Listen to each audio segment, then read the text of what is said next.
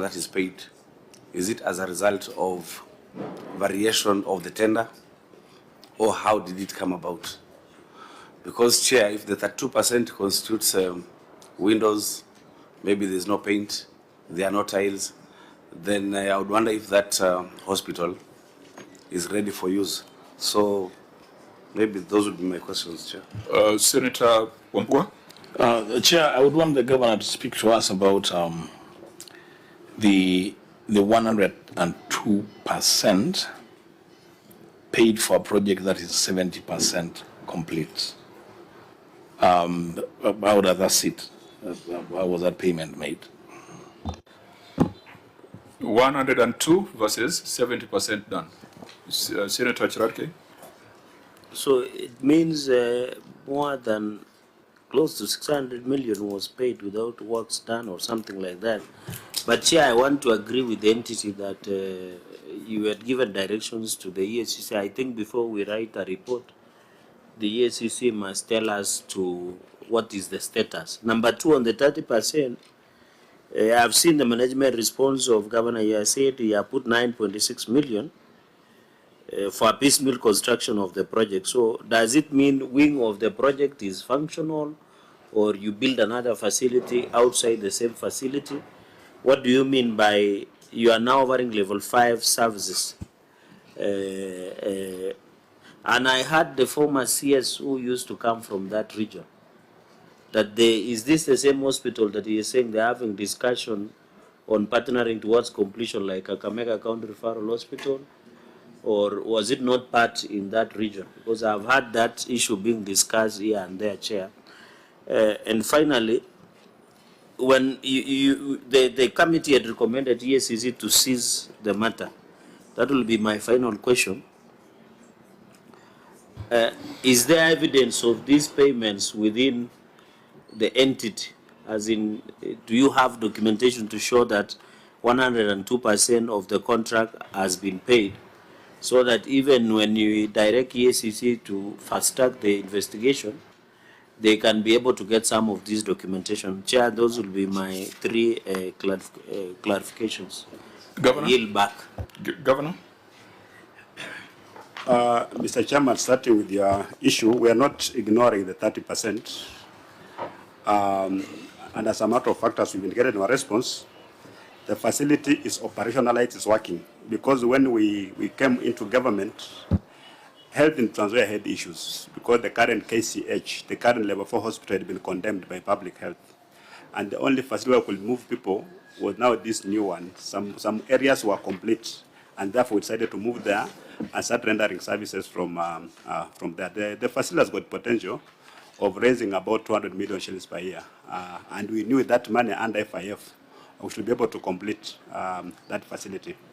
But recently, as late as last week, the national government has again shown some interest in that facility.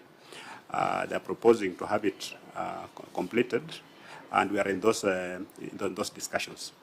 Now, the implication of 102% payment, of course, it means that the facility has been overpaid. Yeah, and that's why I think EAC should have an interest in this facility, because it's like we've gone beyond the budget, and yet the completions are just about 70%. So that we look at these issues and conclude them, because it looks like they're going to recur in the audit query for eternity if they're not sorted out once and for all. Has EACC landed in Trans Nzoia for this project, Governor? Not to my knowledge. Maybe they're doing, I don't know, but I'm not aware. Chair, it would really be irresponsible for EACC when, as a committee, we direct them to go there and they don't go. Yeah. Okay. Any other query on this? Fine. Now, I want to propose, honorable members, that so far we have queried, let me just do the maths, 6.1 billion worth of issues in Trans Nzoia. We have spent time on pending bills, 2.56 billion. The Kijana Wamalwa facility, 1.6 billion. The KIPES, 500 million. The market, 874 million, and the stadium 657 million. That's about 6 billion out of the total expenditure or total commitments of about 9 billion in Trans Nzoia. There's only one thing which we haven't given attention to, which is the revenue. At our last meeting, we spent a lot of time on revenue, and we were going stream by stream, line by line.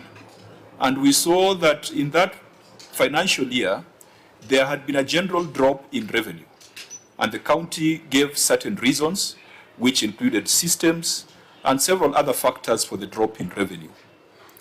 We shall go into the receipt of revenue statement because the remaining issues under internal controls in this main report relate to the software or the systems used in revenue collection. So we'll just go into the receipt of revenue statement and maybe just make a few broad observations. We will not go stream by stream, line by line, because under accrual, we don't have comparative figures. We don't have prior year figures. But we have asked the Parliamentary Budget Office, for purposes of a report writing, to do an analysis for us to understand whether the growth in revenue was as a result of hospital fees, or it was as a result of improved efficiencies and increased economic output. I think you had a growth of about 75 million compared to the prior year. And the prior year, you had a drop of almost 30 million or thereabouts. So it's a seesaw kind of thing in Trans Nzoia, and the remaining minutes might not be adequate for us to do a comprehensive analysis.